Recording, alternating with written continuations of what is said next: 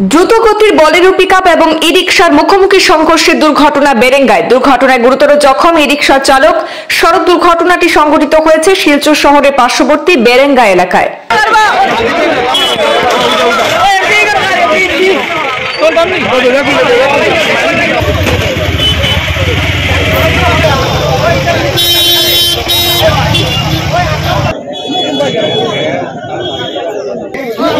স্থানীয় সূত্রে জানা গেছে, বেরেঙ্গার বাদ্রি ব্রিজের দিক দিয়ে শিলচর অভিমুখে একটি বালি বোঝাই দ্রুতগামী বলেরো পিকআপ বেরেঙ্গা মদিনাতুল উলুম মাদ্রাসার সামনে পৌঁছা মাত্রই অপর দিক দিয়ে বাদ্রি ব্রিজ অভিমুখে আসা ই রিকশাকে সজোরে ধাক্কা মারে।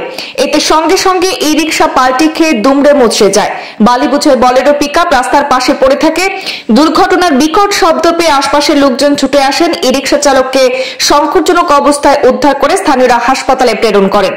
এদিকে খবর পেয়ে ঘটনাস্থলে উপস্থিত হয় স্থানীয় পুলিশ। পুলিশ দুটি গাড়ি বাজেয়াপ্ত করে থানায় নিয়ে যায়।